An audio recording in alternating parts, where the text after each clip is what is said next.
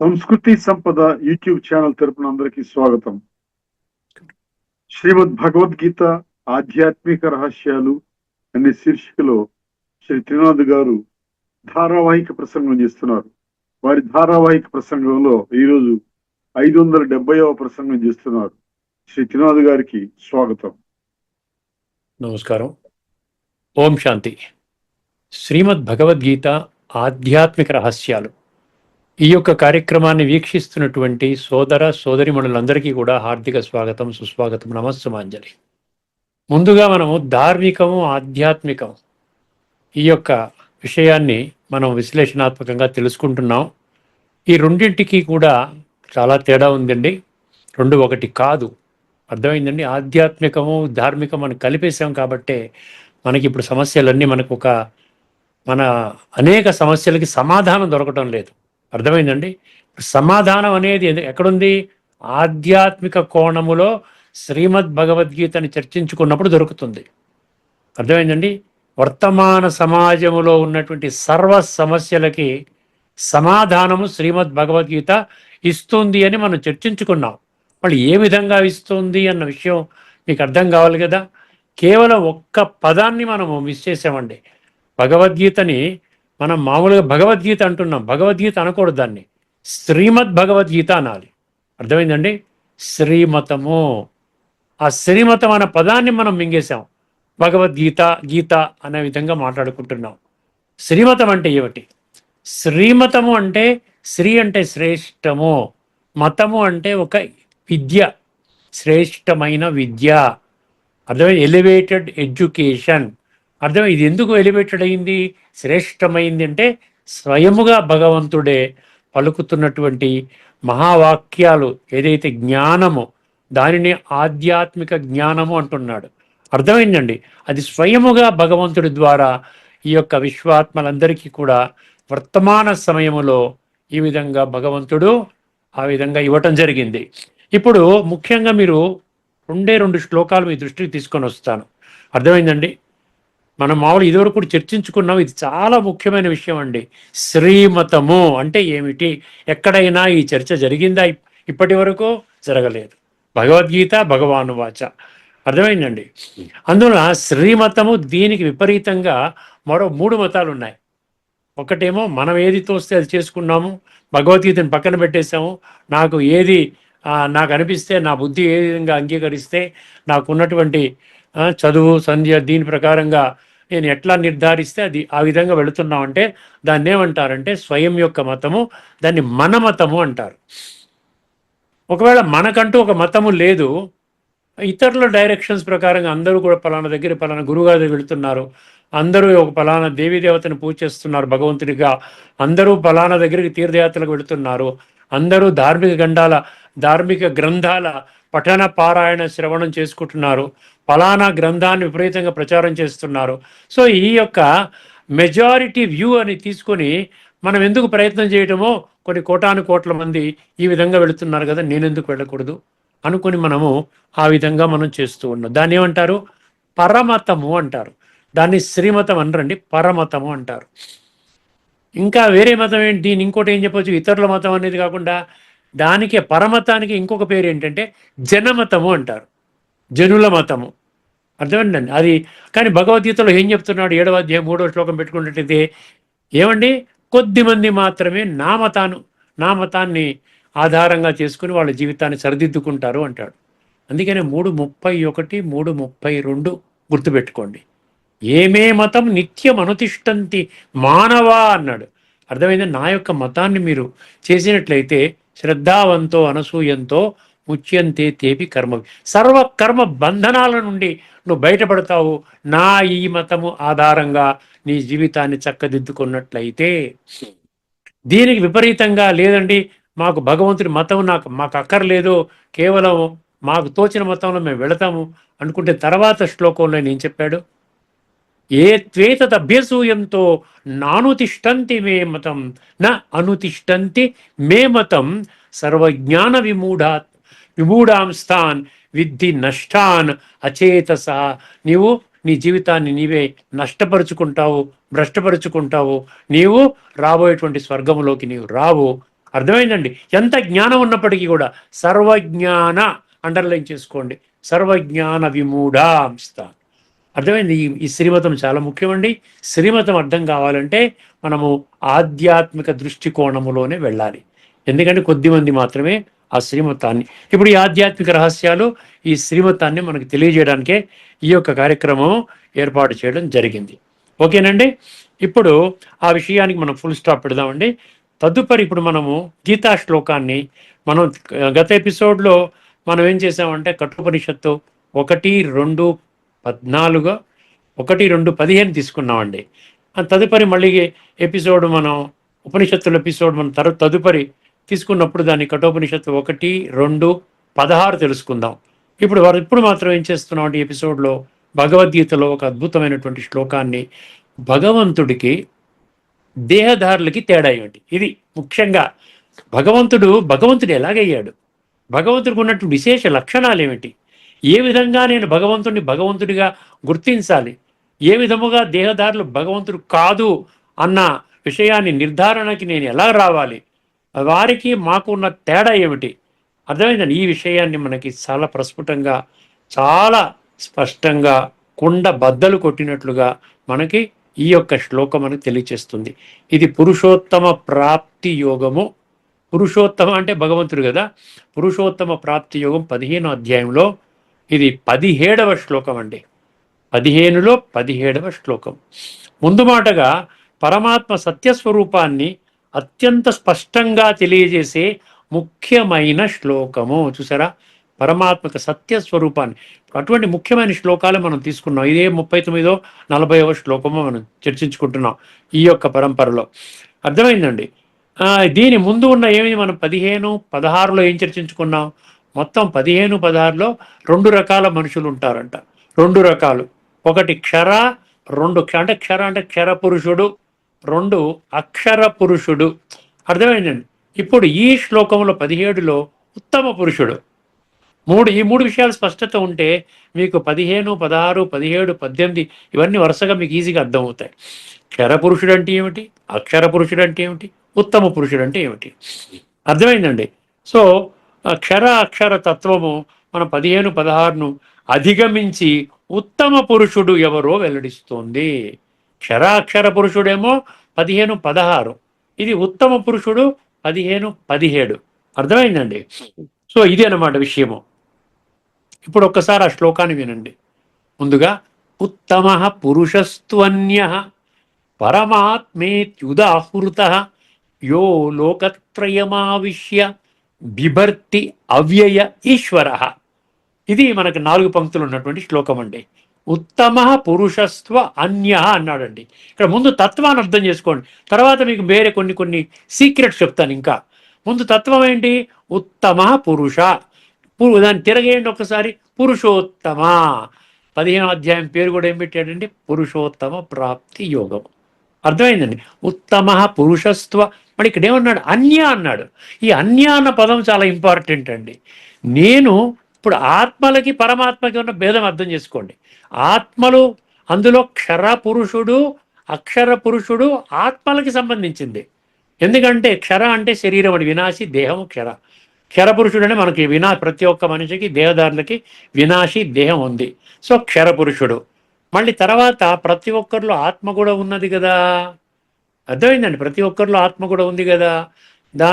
అంటే ఆత్మ ఏంటి, ఆత్మ అవినాశి, పరమాత్మ అవినాశి, మన ఆత్మ కూడా వినాశే. దాన్ని అక్షర పురుషుడు అంటారు. చాలా జాగ్రత్తగా వినండి, ఈ సీక్రెట్ కనిపెట్టాలి మీరు. అప్పుడు మీలో ఒక చైతన్యం వస్తుంది. అర్థమైందని, కరెక్టే కదా, ఎంత పర్ఫెక్ట్గా చెప్తున్నాడు ఆ భగవంతుడు. అయినా మనం పట్టించుకోలేదు, మనకు ఎవరు చెప్పలేదేంటి అన్న ఆలోచన కలుగుతుంది. సో క్షర పురుషుడు అంటే శరీరధారి, మళ్ళీ అక్షర పురుషుడు అంటే ఆ శరీరంలో ఉన్నటువంటి ఆత్మ. క్షర అక్షర నేను కాదంటున్నాడు. అన్య, నేను వేరొకడిని, నన్ను దీంట్లో కలపకండి, దేహదారులలో నన్ను కలపకండి, 850 కోట్ల మంది దేహదారులలో నన్ను కలపకండి, 33 కోట్ల దేవీ దేవతలలో నన్ను కలపకండి, ఆ వివిధ ధర్మ స్థాపకులలో నన్ను కలపకండి, అదేవిధంగా సాధువులు, సన్యాసులు, ఋషులు, మునులు, గురువులు, ప్రభువులు, లేక మహామండలేశ్వరులు, పీఠాధిపతులు, జగద్గురువులు ఇటువంటి వాళ్ళతో నన్ను కలపకండి. నేను అన్యా. అర్థమైందండి? ఉత్తమ పురుషస్వ అన్య. అందుకనే మీరు నన్ను ఏమన్నారు? నేను అన్య కాబట్టి నేను సాధారణ ఆత్మని కాను. ప్రతి ఒక్క దేహధారిలో ఆత్మ ఉంటుంది, శరీరం ఉంటుంది. అది సాధారణ ఆత్మ. కాలచక్రంలో వస్తారు, జనన మరణ చక్రంలోకి వస్తారు. కాబట్టి నన్ను అందులో కలపకండి. అన్య, నేను సెపరేట్. అందుకనే ఏమన్నారు? నన్ను పరమాత్మ అన్నారు. ఏమండి? పరమాత్మేత్యుదాహృత. నన్ను పరమాత్మ ఎందుకన్నారు? అందరినీ పరమాత్మ ఎందుకు అనడం లేదు? నన్ను ఒక్కడినే పరమ ఆత్మలు అన్న శబ్దం ఇక్కడ శాస్త్రాల్లో ఉన్నదా? పరమాత్మలు అన్న శబ్దం లేదు. దేవీ దేవతలను ఉన్నది, ధర్మస్థాపకులు ఉన్నది, పుణ్యాత్మలు, పాపాత్మలు, ఈ ప్లూరల్గా ఉంది, బహువచనంలో ఉంది. కానీ ఒక పరమాత్మ గురించి మాత్రమే ఏకవచనంలో ఉంది. ఒక్కడే భగవంతుడు. పరమాత్మేత్యుదాహృత యో లోకత్రయమావిశ్య. ఈ 3 లోకాలు మనం చెప్పుకున్నాం. స్థూల లోకం అంటే మనం ఉండేటువంటి ఇప్పుడున్నటువంటి స్థూల లోకము, అర్థమైందండి. మధ్యలో ఉన్నటువంటిది సూక్ష్మలోకము, పైన ఉన్నటువంటి ఆత్మల లోకాన్ని ఏమంటారు? దాన్ని ఆత్మల లోకము అంటారు. దాన్ని ఏమంటారండి? పరంధామము అంటారు, అమరధామము అంటారు. అర్థమైంది? బ్రహ్మ మహాతత్వము అంటారు, శాంతి ధామము అంటారు, నిర్వాణ ధామము అంటారు, ఊర్ధ్వ లోకము అంటారు. సో ఈ విధంగా 3 లోకాలు అన్నమాట. స్థూల, సూక్ష్మ, మూల, ఈ 3 ప్రపంచాలు. యో లోకత్రయమావిశ్య బిభర్తి అన్నాడు. బిభర్తి అంటే ప్రతి ఒక్కడిని భరించే శక్తి నాకున్నది. నేను అందరికీ తండ్రిని, తల్లిని. అందరినీ నేను భరిస్తాను, అందరినీ నేను పోషిస్తాను, అందరికి విద్యాబుద్ధులు నేను చెప్తాను. అర్థమైందండి? విభర్తి. అవ్యయ. అవ్యయ అంటే ఏంటి? అవినాశి. నేను ఎప్పటికీ ఉంటాను. నా పేరేంటి? ఈశ్వర. అర్థమైందండి? ఇది ఉత్తమ పురుషస్త్వన్య పరమాత్మేత్యుదాహృత యో లోకత్రయమావిశ్య బిభర్తి అవ్యయ ఈశ్వర. ఇది స్పష్టంగా మీకు అర్థమైంది కదండి? ఈ 850 కోట్ల మంది మానవాత్మలు, 33 కోట్ల దేవీ దేవతలు, వీళ్ళంతా వేరు, నేను వేరు, అన్య. ఇప్పుడు కొన్ని విషయాలు మనం తెలుసుకుందాం. ఇది మీకు తత్వం అర్థం చేసుకోవాల్సింది. క్షర అంటే నశ్వరమైన శరీరము మరియు నశ్వరమైన ప్రపంచము, మరియు అక్షర అంటే అవినాశి ఆత్మలు అనే 2 తత్వాలకు అతీతంగా ఒక 3వ తత్వం ఉన్నది.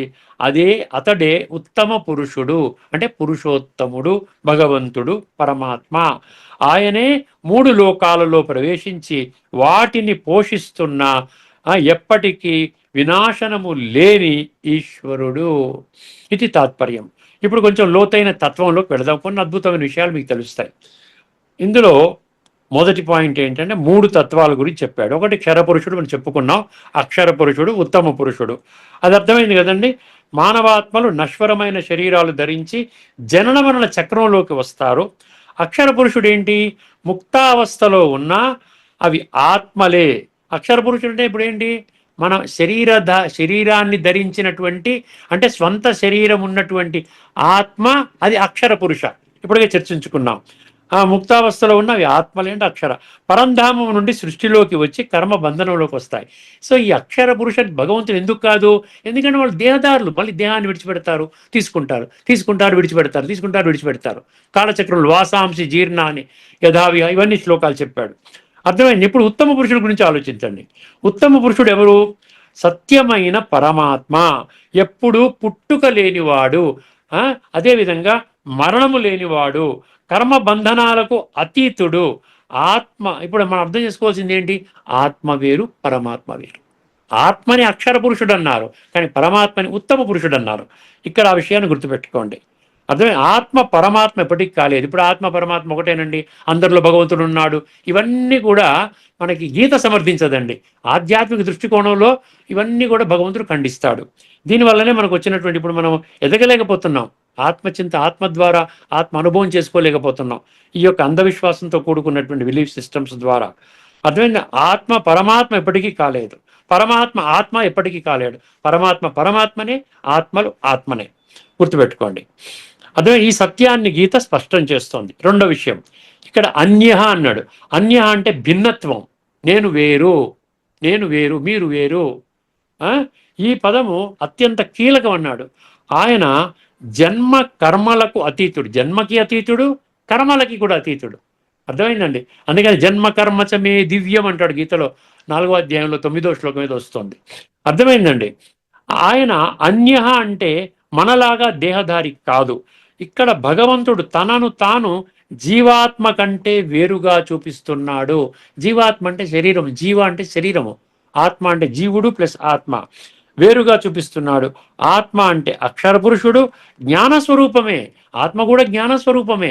పరమాత్మ నుండి మనం రాజయోగము ఈశ్వరీయ జ్ఞానం ద్వారా మనం కూడా జ్ఞానస్వరూపులుగా అవుతాం. కానీ మనం పరమాత్మ కాదు. అర్థమైందండి. ఆ జ్ఞానస్వరూపం అయినప్పటికీ అది ప్రకృతి బంధములో చిక్కుకుంటుంది. కానీ పరమాత్మ ఎప్పుడు బంధాలకు అతీతుడు. అందుకే ఆయనను అన్యః వేరైన వాడు అని సంబోధించారు. అన్యః అంటే క్షరపురుషుడు కాదు, పరమాత్మ అక్షర పురుషుడు కూడా కాదు, పూర్తిగా భిన్నమైన తత్వము. ఇది ఆత్మ పరమాత్మ మధ్య గల భేదాన్ని స్పష్టంగా నిరూపిస్తుంది. మూడవది, లోకత్రయమావిష్య బిభర్తి అన్నాడు. పోషణ శక్తి, విభర్తి అంటే పోషిస్తాడు, నరిష్మెంట్ అన్నమాట. ఏ విధంగా మనం భోజనం చేస్తే మనకు శరీరానికి, ఆ చిన్న పిల్లవాడు పెద్దవాడు ఎలా పోతాడు, ఆయనకి రకరకాల పదార్థాలన్నీ ఇచ్చి పోషిస్తారు కదా. అందుకనే భగవంతుడు ఏం చేస్తాడు, ఆత్మని పోషిస్తాడు, ఆత్మల్లో శక్తులు నింపుతాడు. బిభర్తి, ఆయన తన జ్ఞానము మరియు రాజయోగ శక్తి ద్వారా పతితమైన ఆత్మలను పావనముగా మార్చి సృష్టిని పునరుద్ధరిస్తారు. అంటే రిజువనేషన్ అన్నాడు, రిజువనేషన్ అన్నాడు. ఆయన శక్తి లేకపోతే ఈ సృష్టి క్షణకాలం కూడా నిలవదు. పరమాత్మ శక్తి లేకపోతే క్షణకాలం కూడా నిలవదు. ఈ పోషణ శక్తి జీవులను జీవుల శ్వాస తీసుకుంటున్నారు చూసారా, ఆ శ్వాస ప్రక్రియ, ప్రకృతి సక్రమంగా నడవటము, కర్మ సిద్ధాంతము, ఇవన్నీ ఎట్లా నడుస్తున్నాయంటారు, పరమాత్మ వల్ల నడుస్తుంది. ఆయనే పెట్టాడు, నీవు మంచి కర్మలు చేసుకో, నీ యొక్క సంస్కారాలు బాగవుతాయి, నువ్వు సత్యయుగంలోకి వస్తావు, లేకపోతే రావు. ఆయన చెప్తున్నాడు కదా. ఇవన్నీ పరమాత్మ ఆధ్వర్యంలో నడుస్తున్నాయి. ఐదో విషయం, అవ్యయ ఈశ్వర అన్నాడు. అవ్యయ ఈశ్వర, అవ్యయ అంటే ఏంటి, ఏ మార్పు లేదా తరుగుదల లేనివాడు. అర్థమైందండి.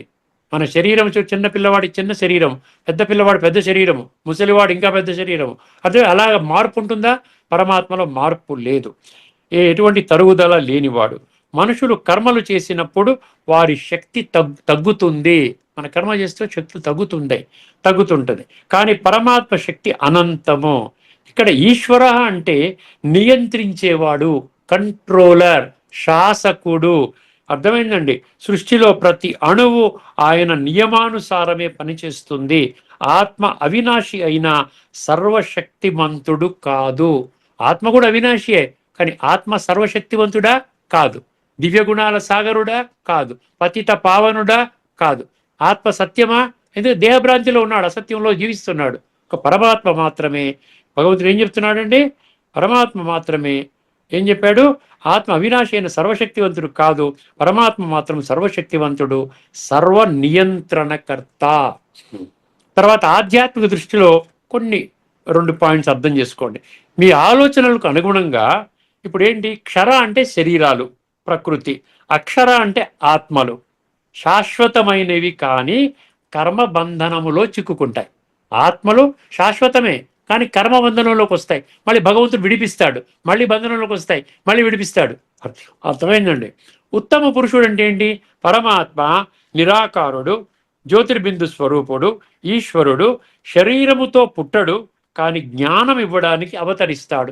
అవతరణ అంటే ఏంటి, ఆయన ఒక మనిషి ఆధారం చేసుకుంటాడు. 9వ అధ్యాయం 11వ శ్లోకం, అవజానంతి మా మూఢ మానుషిం తను ఆశ్రితం. ప్రతిదానికి నేను గీతలో ఉన్నటువంటి పంక్తి మీకు చెప్తున్నాను. అందువల్ల మీరు గీతని సంశయించకండి. అర్థమైందండి. గీతని లోతైన తత్వం అర్థం చేసుకుంటే మీకు అర్థమవుతుంది. ఇక్కడ అందుకని ఏం చెప్తున్నాడు ఇక్కడ, పరమాత్మ నిరాకారుడు, శరీరముతో పుట్టడు కానీ జ్ఞానం ఇవ్వడానికి అవతరిస్తాడు. సర్వ ఆత్మలకు పతిత పావనుడు అంటే పతితాత్మలని పావనంగా తయారు చేస్తాడు. లోకత్రయం ఆవిష్య అంటే ఆయన శక్తి ద్వారా ప్రపంచాన్ని నడిపించటము, యోగ బలముతో ఆత్మలను అప్లిఫ్ట్ చేయడము. అర్థమైంది. ఇప్పుడు సంబంధిత గీతా శ్లోకాలు, తర్వాత కొన్ని ఉపనిషత్ మంత్రాలు చెప్తే మన ప్రోగ్రాం అవుతుందండి. ఒక్కసారి సంబంధిత గీతా శ్లోకాలు చూడండి. 10వ అధ్యాయంలోని 8వ శ్లోకం. అహం సర్వస్య ప్రభవో మత్తః సర్వం ప్రవర్తతే ఇతి మత్వా భజంతే మాం బుధా భావ సమన్వితాః. ఇందులో ఒకటే పాయింట్ తీసుకోండి, నేనే సమస్త జగత్తుకి మూల కారణము, అంతే. ఒక పాయింట్ తీసుకోండి. నా నుండే అన్ని ఉద్భవించి నడుస్తున్నాయి అని తెలుసుకున్న జ్ఞానులు హృదయపూర్వకముగా నన్ను భజిస్తారు. ఇప్పుడు ఈ రోజున హృదయపూర్వకంగా చేయట్లేదు, ఫీలింగ్స్తోని, ఇమోషన్స్తోని, ఒక ఇంటెలెక్చువల్ బుద్ధినేత్రాన్ని తెలుసుకొని చేయటం లేదు, ఒక కర్మకాండలాగా చేస్తున్నాం. రిచువల్స్ అంటారు. అందుకనే రిచువల్స్ కాదు ఇప్పుడు కావాల్సింది, స్పిరిచువల్గా మనం మారాలి. అర్థమైందండి? రిచువల్కి స్పిరిచువల్కి అది రాత్రికి పగలకు ఉన్నంత తేడా ఉందన్నమాట. 9, 10 మయాధ్యక్షేణ ప్రకృతి సూయతే సచరాచరం హేతునానేన కౌంతేయ జగద్విపరివర్తతే. ఇక్కడ చూడండి, ఒక్కసారి గమనించండి. నా ఆధ్వర్యములో ప్రకృతి చరాచర జగత్తును సృష్టిస్తుంది. నా ఆధ్వర్యంలో, నా అధ్యక్షతన, మయాధ్యక్షేణ అన్నట్టు చూసారా. ఈ కారణముగానే ఈ సంసార చక్రము పరిభ్రమిస్తున్న సత్యత్రేత ద్వాపర కలి అలా తిరుగుతూ ఉంటుందన్నమాట. తర్వాత 15వ అధ్యాయంలోని 13వ శ్లోకం. గామావిశ్యచ భూతాని ధారయామి అహం ఓజసా పుష్ణామి చౌషధీ సర్వా సోమో భూత్వా రసాత్మక అంటాడు. ఇక్కడ నేను ఈ భూమండలంపై ప్రవేశించి నా శక్తితో సమస్త భూతాలను పోషిస్తున్నాను అన్నాడు. భగవాను వాచండి. ఎక్కడ పోషిస్తున్నాడు, ఎప్పుడు పోషిస్తున్నాడు అంటే వర్తమాన సమయంలో ఆత్మ యొక్క పోషణ జరుగుతున్నది. దీని ముఖ్యమైన ఒక ఎసెన్స్లో ఈ శ్లోకం మనకు 3 నిర్దిష్టమైన సత్యాలను బహిర్గతం చేస్తుంది. ఆత్మ పరమాత్మ కాదు. ఒకటి గుర్తుపెట్టుకోండి, ఆత్మలు వేరు, పరమాత్మ వేరు. ఎవరైనా ఆత్మ పరమాత్మ ఒకటే లీనమైపోతుంది, మాయమైపోతుంది, ఇవన్నీ అంటే కట్టుకథలు. దానికి ఎటువంటి ఆధారాలు, శాస్త్రం ఆధారాలు, భగవద్గీత ఆధారం లేదు. రెండవది, పరమాత్మ ఉత్తమ పురుషుడు, క్షరపురుషుడు కాదు, అక్షర పురుషుడు కాదు, ఉత్తమ పురుషుడు, సర్వాధికారి. 3, పరమాత్మ ప్రపంచాన్ని ధరిస్తూ నియంత్రిస్తూ ఉన్న ఈశ్వరుడు. ఈశ్వరుడు అంటే శాసకుడు, కంట్రోలర్. అర్థమైందండి? సో ఈ విధంగా పరిపాలకుడు అనమాట. ఆయన అధ్యక్షతనే అన్ని జరుగుతున్నాయి. ఈ శ్లోకములో ఉత్తమ పురుషుడు పరమాత్మ అన్న భావాన్ని ఉపనిషత్తులు కూడా సమర్థిస్తాయి. ఇప్పుడు ప్రధానమైన ఉపనిషత్తు మంత్రాలను కొన్నిటిని పరిశీలిద్దాం. శ్వేతాశ్వతర ఉపనిషత్తు 6.11 అండి. 6.11 ఏకో దేవ సర్వభూతేషు గూఢ సర్వవ్యాపీ సర్వభూతాంతరాత్మ కర్మాధ్యక్ష సర్వభూతాధివాస సాక్షి చేతా కేవలో నిర్గుణశ్చ. ఇది 6.11 శ్వేతాశ్వతర ఉపనిషత్తు. ఒకే పరమాత్మ అన్ని జీవులలో గూఢముగా ఉండి కర్మలను పర్యవేక్షిస్తూ సాక్షిగా ఉంటాడు. చూసారా, ఆయన ఏం చెయ్యడు, ఒక ఫిలాసఫీ, ఒక సిద్ధాంతాన్ని పెట్టేశాడు, దాని ప్రకారంగా నడుచుకోండి, మంచిగా నా చెప్పిన శ్రీమతాన్ని మీరు ఆచరించినట్లయితే మిమ్మల్ని మీకు స్వర్గంలో తీసుకొని వెళ్ళి పెడతాను, సత్యత్రేతాయుగాల్లో శ్రేష్టమైన జన్మ పొందుతారు, లేకపోయినట్లయితే మీరు వంచితులవుతారు. ఒకే పరమాత్మ అన్ని జీవులలో గూఢంగా ఉండి కర్మలను పర్యవేక్షిస్తూ సాక్షిగా ఉంటాడు. ఇది దేనికి ఉపయోగపడుతుంది, దేనికి సమర్థిస్తుంది? లోకత్రయం ఆవిష్య బిభర్తి అన్నాడు చూసారా, దానికి అనమాట. బిభర్తి నేను భరిస్తాను భావముతో సమానం. పరమాత్మ శక్తి రూపంలో ప్రవేశించి నియంత్రణ చేస్తాడు. పరమాత్మ శక్తి చూపిస్తాడు. నియంత్రణ చేయటం అంటే మొత్తం ప్రపంచంలో మొత్తానికి ఈ చరాచర జగత్తుకి శాసకుడు ఎంత శక్తిశాలిగా ఉండాలండి. అందుకనే భగవంతుడిని ఆల్ మైటీ అథారిటీ అంటారు, ఓమ్ని పొటెంట్ అంటారు, సర్వశక్తివంతుడు అంటారు. కఠోపనిషత్తు 2.2.13. ఇందులో 2 ఉపనిషత్తులు ఒకటే మంత్రం అండి.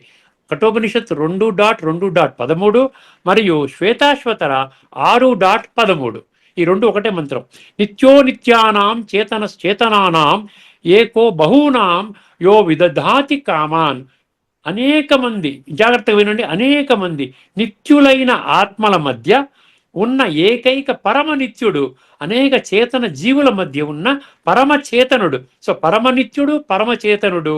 అర్థమైందండి? ఆ పరమాత్మ ఆ ఒక్కడే అందరి కోరికలను తీరుస్తూ అందరినీ పోషిస్తున్నాడు. చూసారా, ఆధ్యాత్మికంగా ఎదగడానికి నచికేతుడు అడిగిన ప్రశ్నకి సమాధానంగా చెప్తున్నాడు. చూసారా, మన యొక్క ఆధ్యాత్మిక కోణంలో మనకి ఎటువంటి కోరికలు ఉన్నా దానికి సమాధానం మనకి భగవద్గీతలో దొరుకుతుందండి.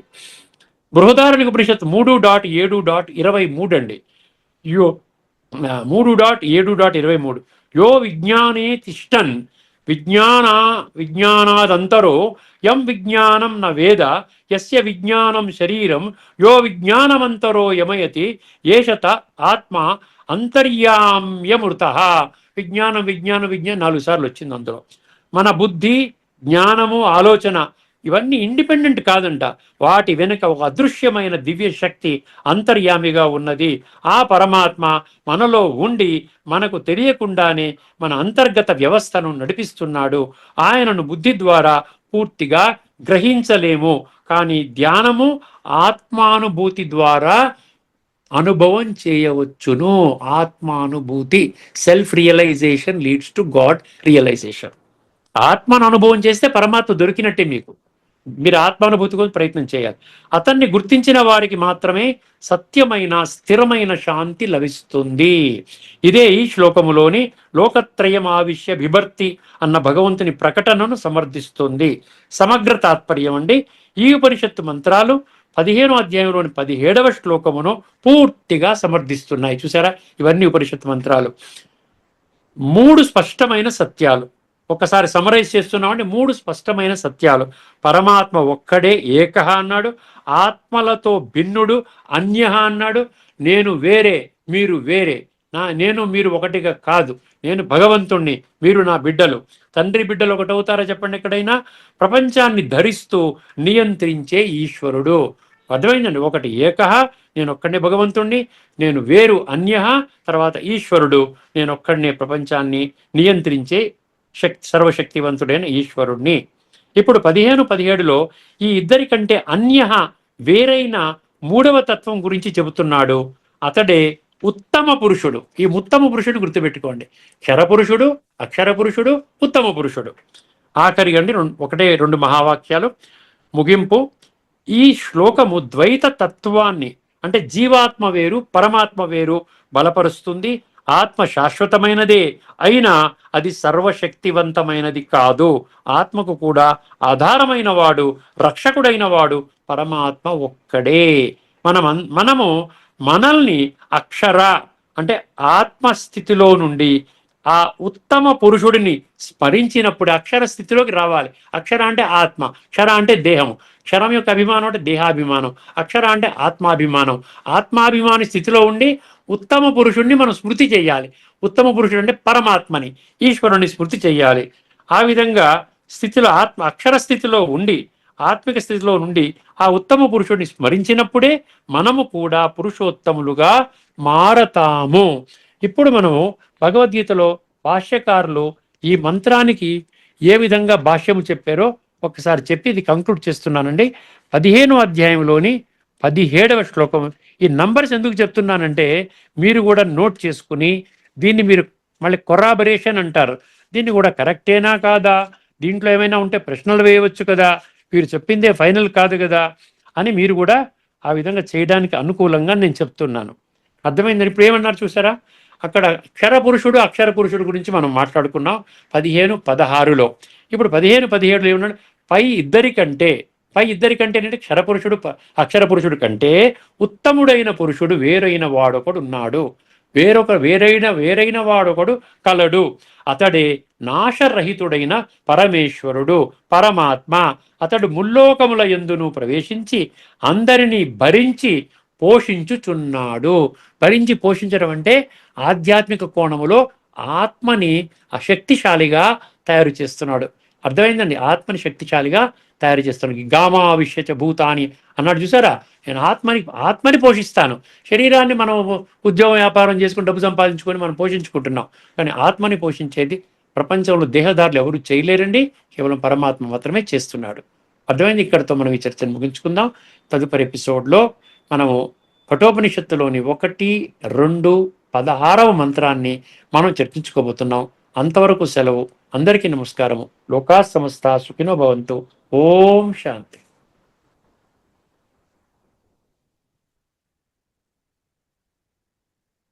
శ్రీమద్ భగవద్గీత ఆధ్యాత్మిక రహస్యాలు శీర్షికలో ధారావాహిక ప్రసంగం చేసిన శ్రీ త్రినాథ్ గారికి ధన్యవాదాలు. నమస్కారం అండి.